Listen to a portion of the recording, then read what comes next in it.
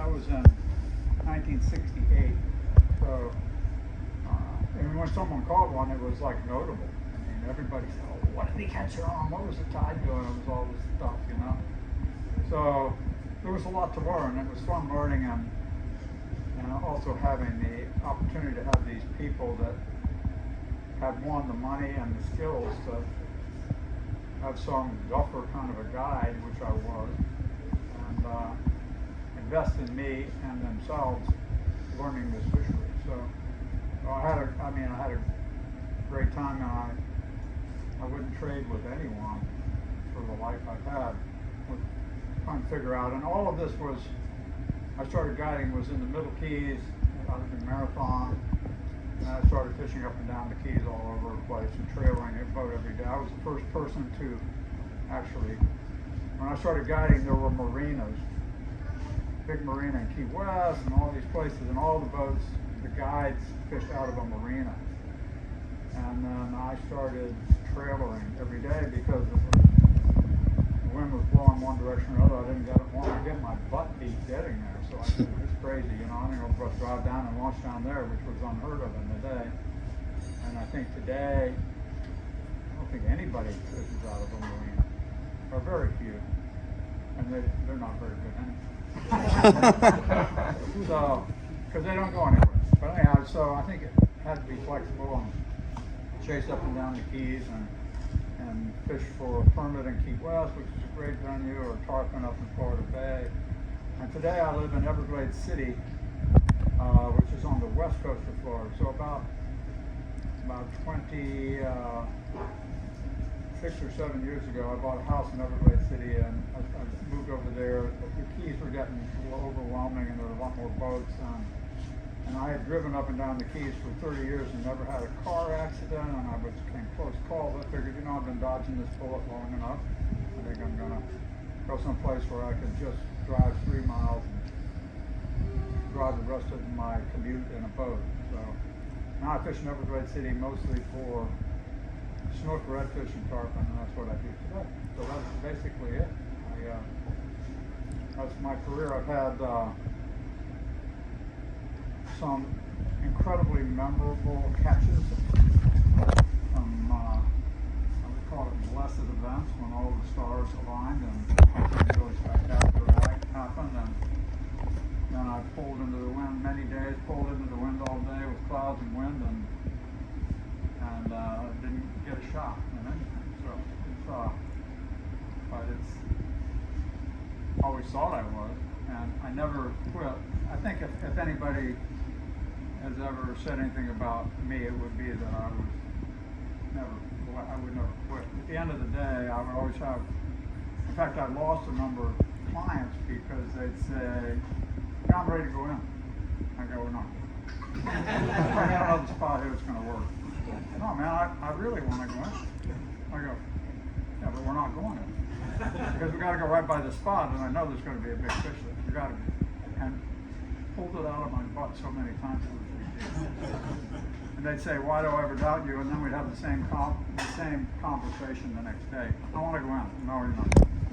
So I've always just wanted to try hard, and I always wanted to provide an opportunity for success. I think to define guiding to me has always been,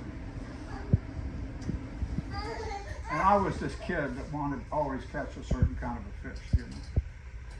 And it was my dream to catch my first bonefish, and I caught my first bonefish. But think of a profession where somebody actually pays you money to make their dreams come true, you know.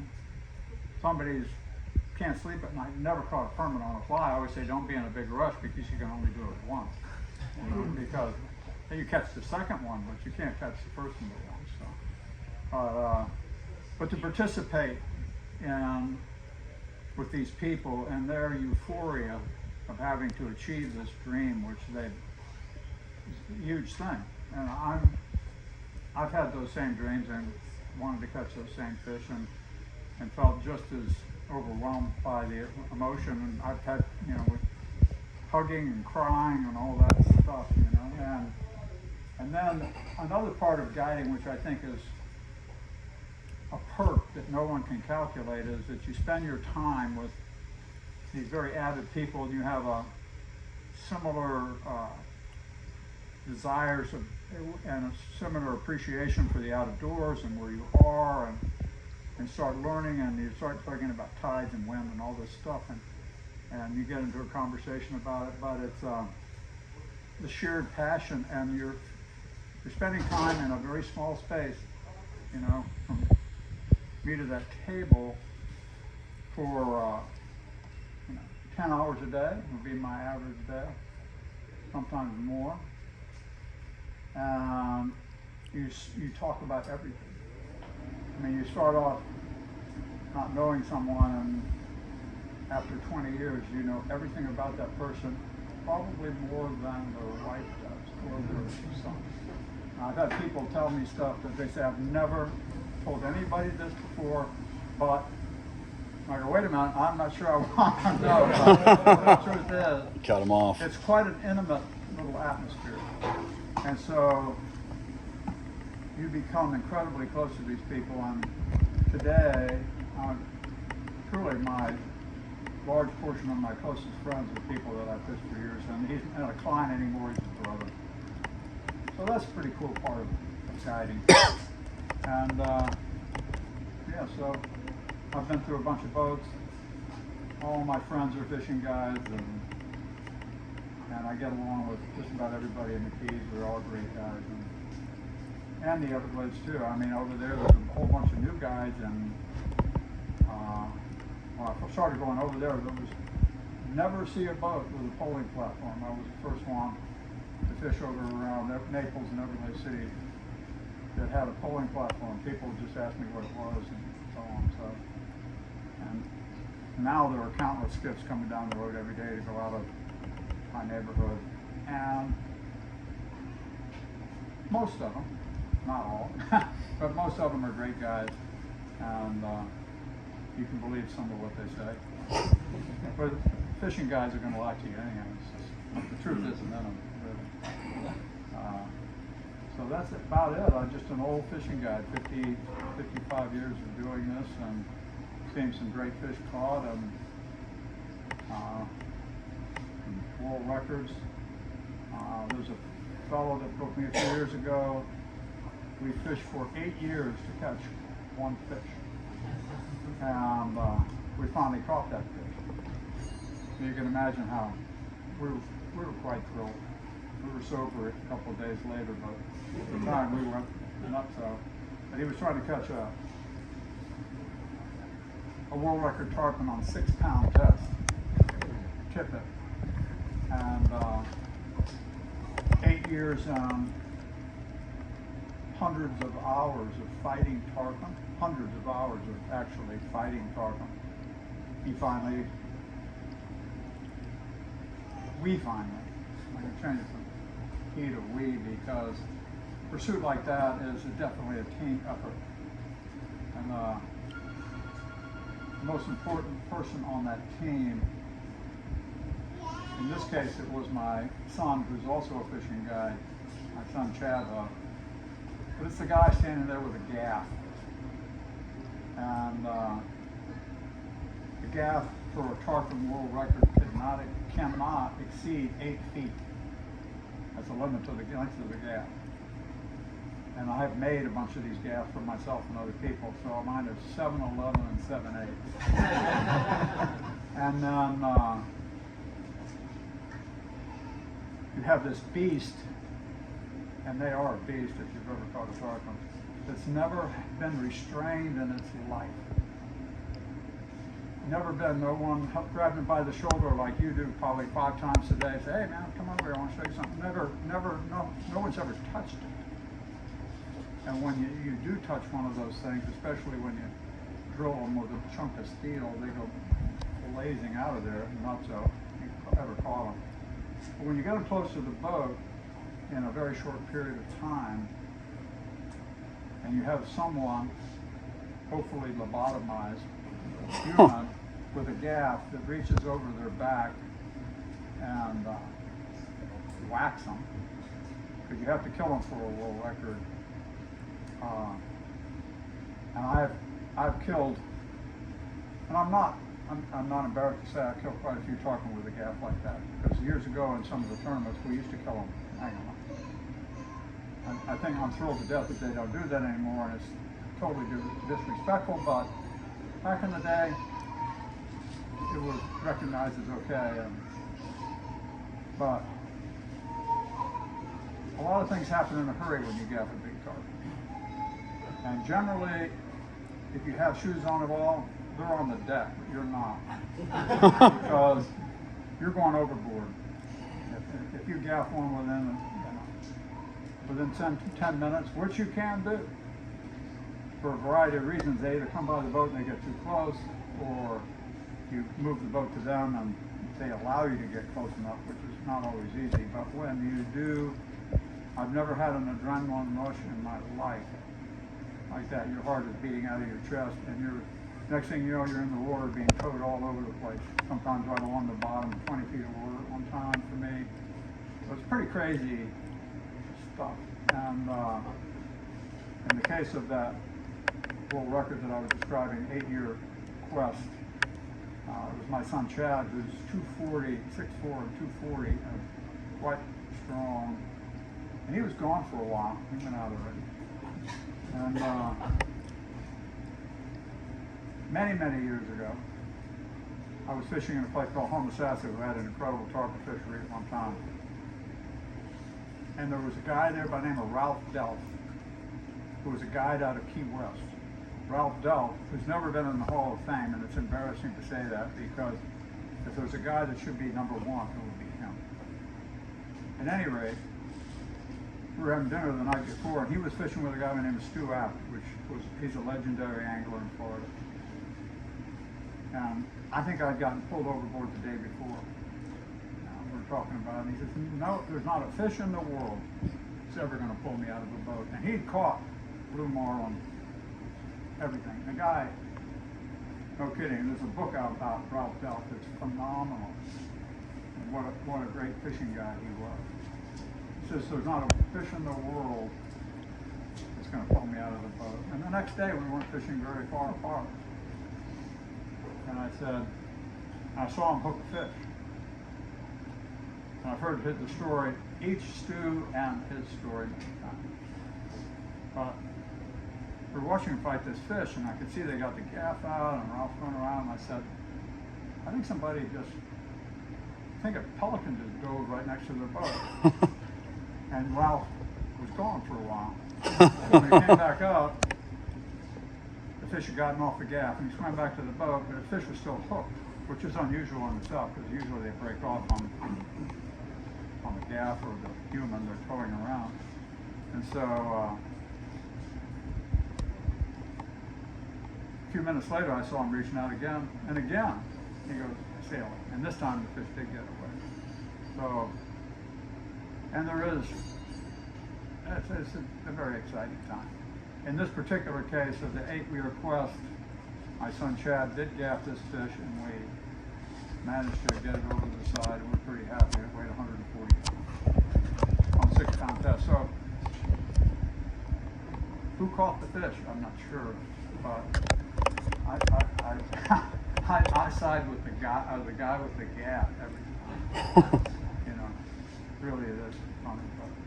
But anyhow, that's it. I'd be happy to ask any questions if you guys have any questions at all, because I've seen some amazing things. I did have a guy drop dead fighting a tarpon one day. Yeah, he was fighting it was early in the morning. It was an April morning. It was cool out. I didn't know the history of this guy's health history. He was a guest of someone I fish regularly, and took the tarpon almost right away. And I had a thing I say. To me, I've done a lot of time watching people just following tarpon around, with people not willing to really brief on them. I mean, you got to pull on these things. I mean, it's a big beast, and you can either wear them down over time, which is the worst way, or just go for the throat right off the bat. Pull as hard as you can, as fast as you can, at every opportunity you can. You release fish in, and this guy was not doing that. So I kept saying, His name was Everett Watkin. I said, Everett, you know, pull on that thing. And I try to encourage people. I said, you know, pull on. There's a bunch of tarpon here, and there was. I said, you know, you break it off, you break it off. We'll catch another one, and you'll learn something by it. In fact, try to break it off. And usually you try to break it off. People don't have any clue how hard you can pull on 16-pound test. You can move that table over here. Maybe not with you guys leading.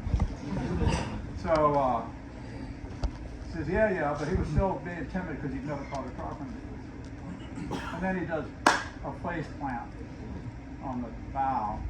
And I always had this thing I said, you'll either catch them or we'll get away. Don't worry about it.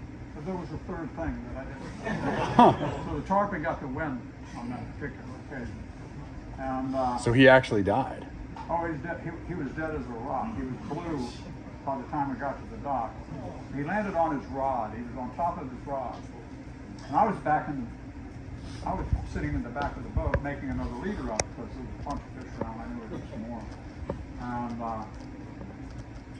I won't use the exact language because there was some profanity there, but his buddy was sitting on the console and this gentleman was on the bow fighting fish. And I heard a slump and I looked up there and he was on top of his rod.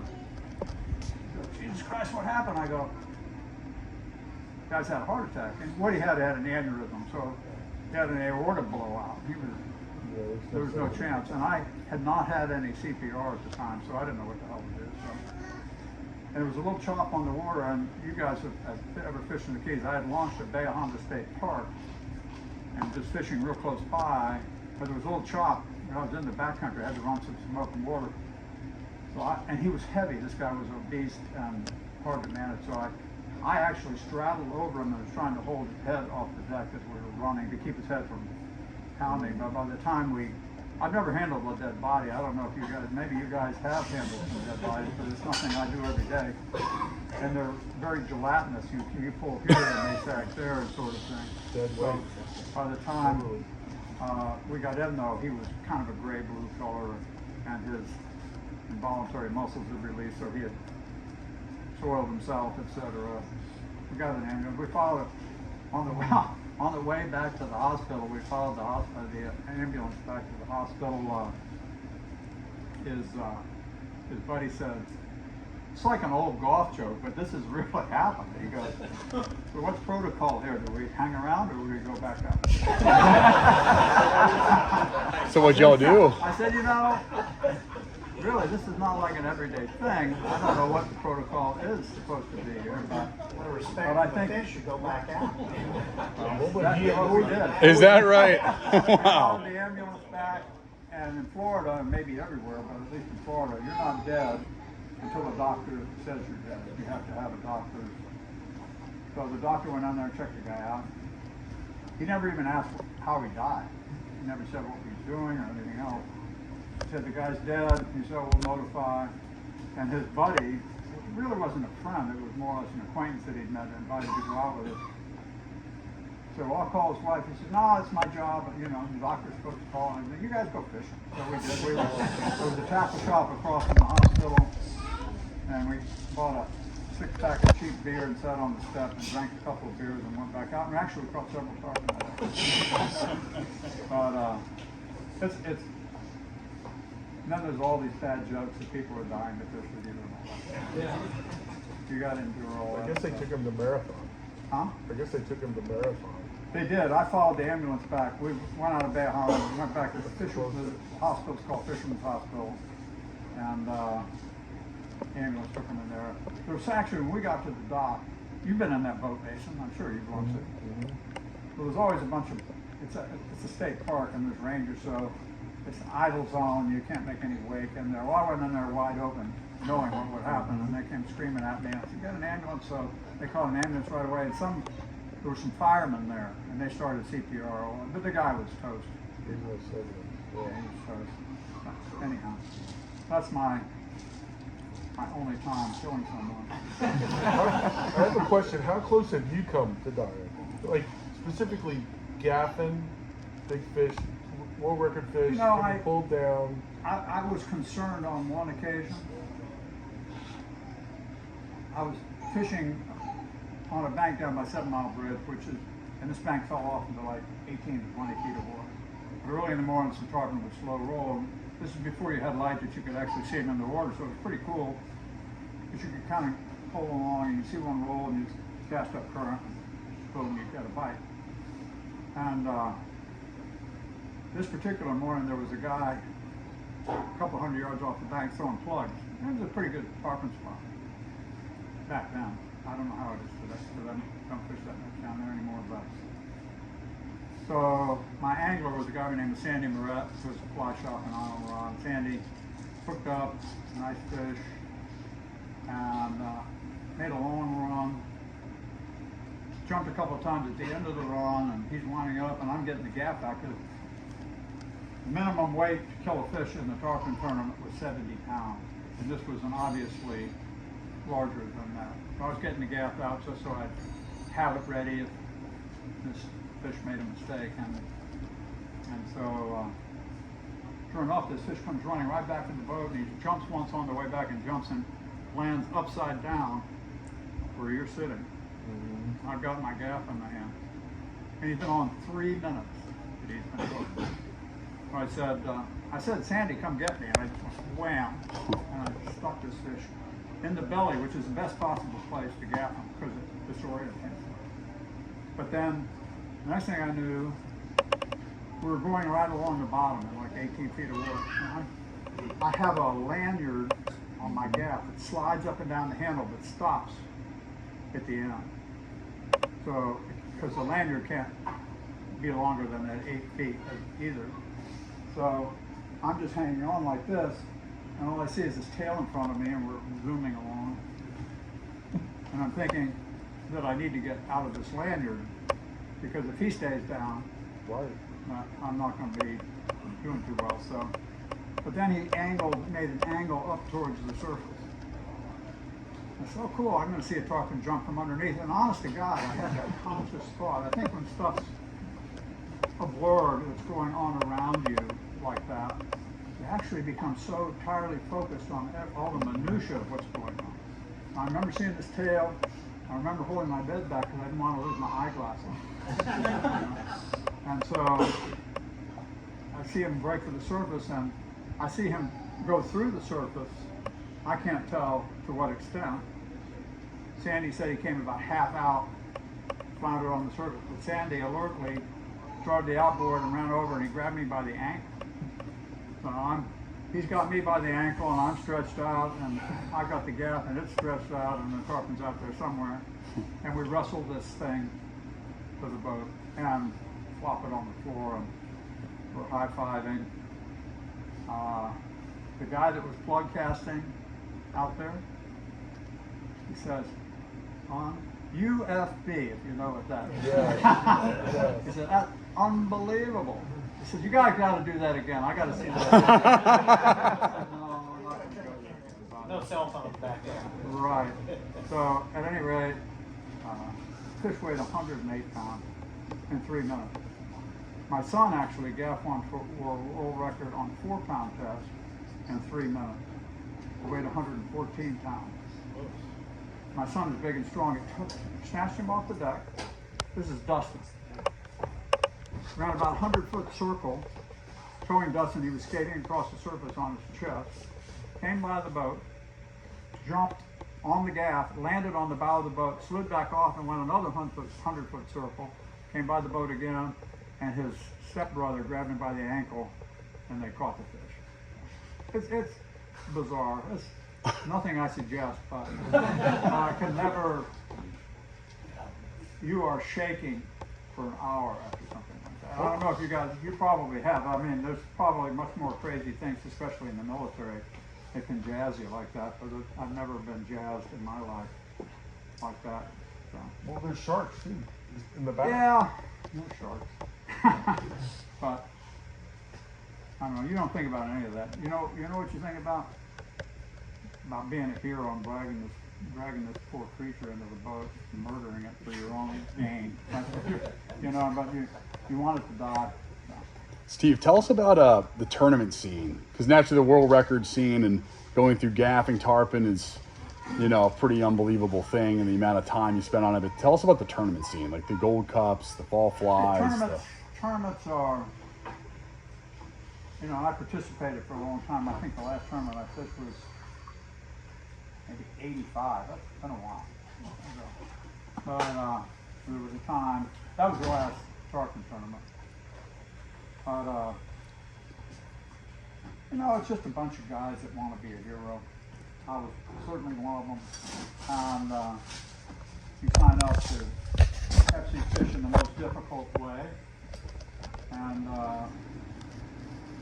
the way they do the points, the bigger the fish, the more points. If the fish is less than 70 pounds, it's a given amount of points. Anyhow, the way it's scored, it's interesting, and there's a lot of high-fiving. And what set me apart, if there was such a thing back then, is I had fished, the tournament was started out of Isla Morada, and I knew the Isla Morada country really well, but I knew the rest of the Keys really well. And not many people, no one had ever driven anywhere. I mean, they would go maybe 20 miles, but then I knew where there were some big fish and they were 70 miles. And nobody had ever done anything like that.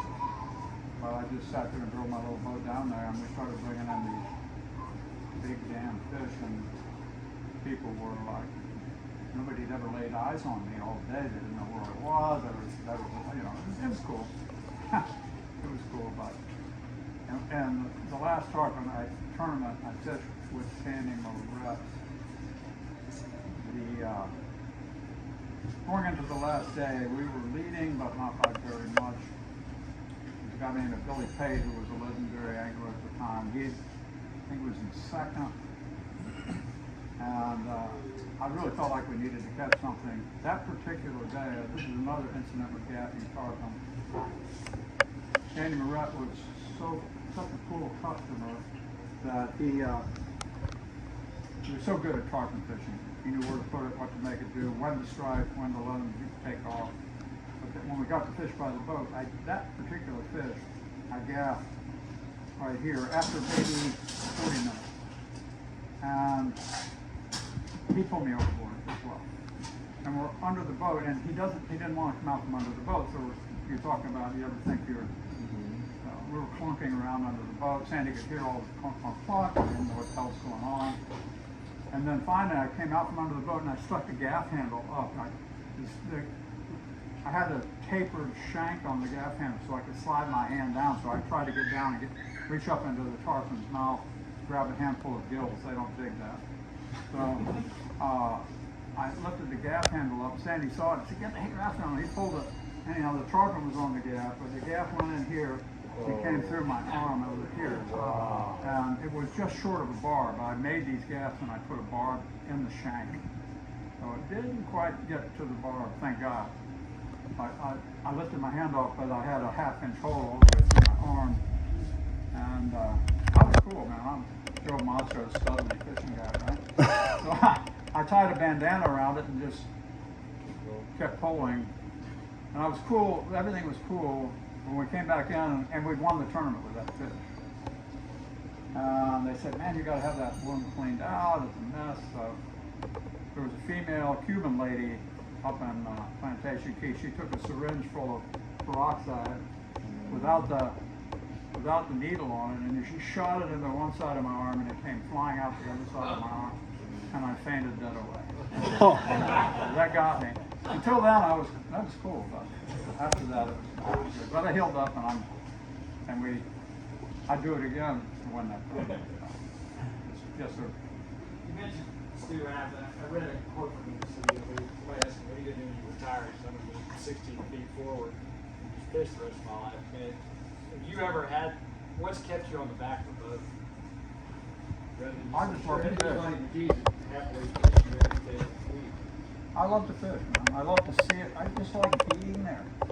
I mean, I don't know, as a fishing guide, one of the most motivating things is I launch at a friend's house, I idle into the bay, and you're looking at whatever conditions God's given you for that given day, wind-wise, tide-wise, and all this stuff. And my mind's going a million miles an hour on what to try. But when I hit the throttle, I own it. I have to say, everybody in this room, some portion of your paycheck, if you pay taxes, goes to the National Park Service. And I fish through 100% of my fishing in Everglades National Park. And you pay for it, but I own it. Because I know every friggin' stick, log, channel, pothole, and most all of that country. So, I don't always catch fish. In fact, a lot of times I don't catch fish. But I have a pretty good idea where a fish might be, you know. And knowledge is ownership when you fish an area a lot. And that's the way I feel when I go in the Everglades. So, if I'm guiding and somebody's paying me a good buck, which it is a significant amount of money. When I started guiding, it was $75 a day. And I couldn't drink all the beer I could buy. That I know. But when somebody trusted me for a day of their time and to pay me to go out there, I feel truly obligated to do the best shot. And if I'm not finding them here, and it means running 60 miles at 3 o'clock in the afternoon, I'm going to do it. And it doesn't always work, but it's a puzzle. Guiding is a puzzle. Every morning when you leave the dock, it's a puzzle. You got all these parts, and you do the edges first, of course, and whatever, however you make a puzzle. But you're never going to put the last piece in. You're never going to know all of it. It's so vast, so incredibly vast, and you're continually getting surprised by something that you've never seen before, or seeing some creature you've never seen before. So, I mean, I can get totally skunked and not even get a shot at something one day, and I'm so excited to get out there the next day. I definitely know where not to go for the most part, because I already did that. But no, I just love being there. I just love being there and trying to figure it out, and spending time, which I have so much, with people that have a similar appreciation. But one thing I always wanted to talk about, and I forget to talk about a lot, the International Game Fish Association, which keeps records, they have a definition of what fly fishing is. And it has a lot to do with how you're rigged, the length of your tippet. If anybody doesn't know what a tippet is, it's the lightest link in your leader material. It's the breaking, it's where it's going to break when you pull too hard. It's like when you tilt a pinball machine. You did too much. So, I've never in my career, in 55 years, put a leader on a rod that wasn't IGFA leader, not once. So there's a shock leader to keep from abrasion. It cannot exceed 12 inches. That's the only leader you get. And the next thing up the leader is your tippet material. And it has to be at least 15 inches. Now I know these measurements might not sound significant to you, but unless I'm rigged that way, I'm not fly fishing. I'm not fly fishing. That's the definition. It would be like going to play tennis with no net. What's it about? You know? So I'm very adamant about rigging properly. And if somebody, I've gone to places to fish and they didn't have any tippet material, I don't fish because I went there to fly fish. I didn't go there to wave a fly around. I know how to wave a fly around, swap it in the water, and I can get a fish to bite, but I want to feel that I'm fly fishing.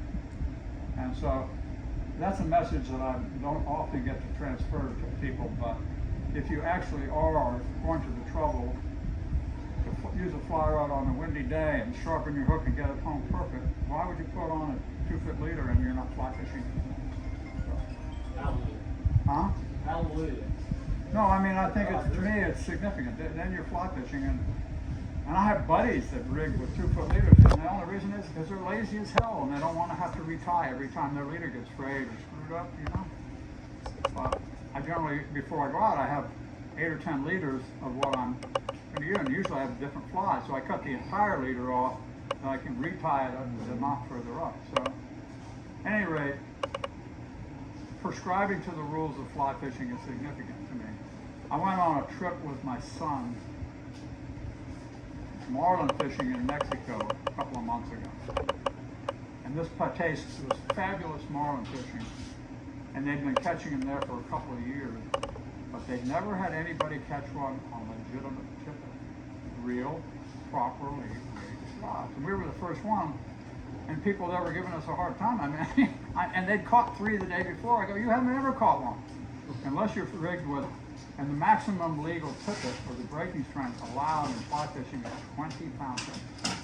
Or, I think it's 12 kg. It goes by kilograms, but 20 pound tippet is it. If you use 25 pound test, you're not fly fishing. I don't care if you're casting a rod and you can throw it from here to China. You're not fly fishing. You're not catching fish legitimately on the fly rod. So I'm a knucklehead, and there's probably a lot of people here that would never agree, but when we went down there, we were rigging and they were giving us a hard time, and we caught fish, the first fish that had ever been caught there on legitimate fly casting. And they told us when we started, you can't do it. It's impossible to do because a marlin's body is very rough. It's got a lot of abrasion points on it. They're going to break you off, and yeah, we lost a mess of them. But when we caught them with a fly rod, legitimate. So to me, that's significant, and I've been a butthead for 55 years, and I'm not changing. So that's pretty much it. So any questions, guys? Steve, what are some of the threats to the Everglades ecosystem down there? So water quality, without question. And the Everglades, especially right now as we speak, and this entire time since it's about midsummer last year, we had, because of the hurricanes, Florida holds a lot of water. Not all of it, the quality of which you want in your area. And right now, since like September, they've been pumping huge quantities, and there's an entity called the South Florida Water Management District, and they get to decide where all the water goes, basically. And they can chuck it around through canal systems and levees and pump stations and all this stuff. But we've had a glut of not good water since then. And quite honestly, the fishing in the Everglades area right now is a struggle. There are fish that tolerate that water much better. Tarpon probably tolerate it better than any because they can get oxygen from the air. But it's a serious problem, you know.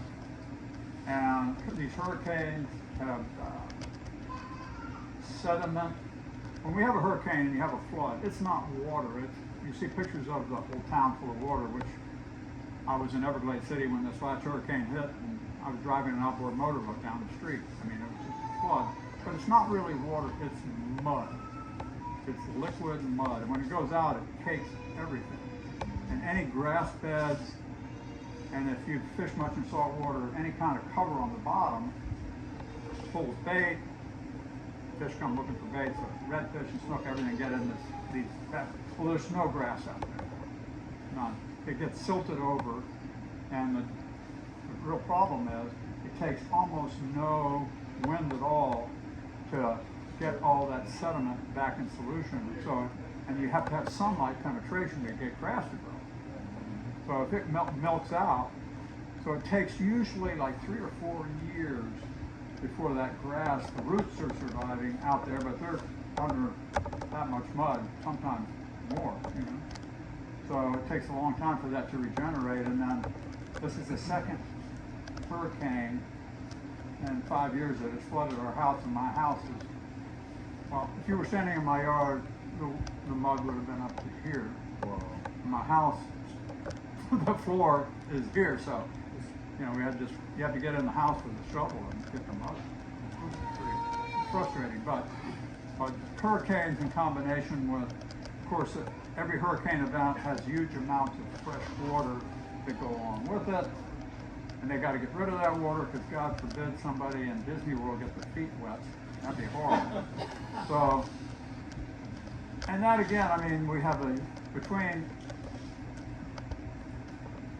the entire watershed of Florida, with the exception of the East Coast Ridge, which goes to the Atlantic, which at the greatest depth is maybe 20 miles. So every raindrop that falls west of 20 miles goes west. And all of it, the closest part, up around to Orlando and all the way up to Kissimmee and all that way, that all comes to us. That comes to the Everglades, or is meant to, with a given natural flow. So that means that the #1 tourist destination on this planet is Disney World. That's a fact. People fly from Tibet to go to Disney World. I've spent some time in Europe. You ask somebody, you ever been to the United States? Oh yes, international drive, because that's all they know is Disney World. That's what United States, that's how they recognize the United States.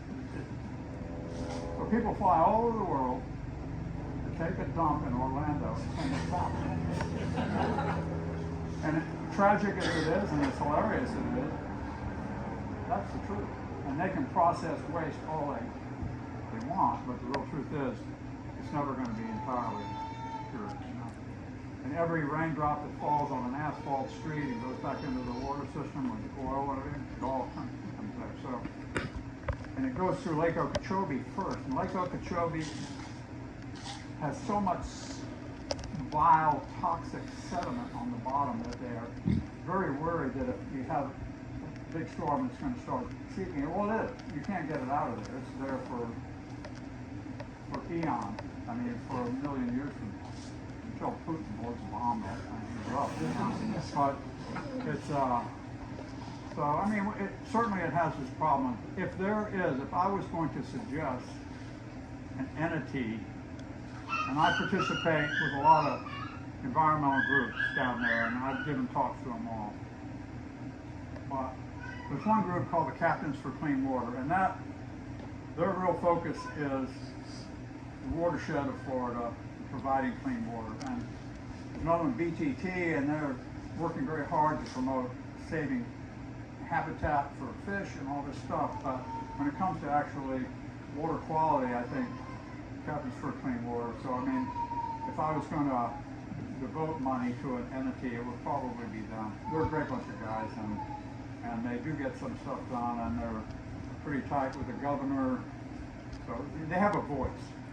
You know, they're not just kicked under the rug as some pest that wants this or that. So they actually do have a voice, and so that's what I know about that. So that's a good thing. There's a little film here. I don't know if you want to show that about the Everglades.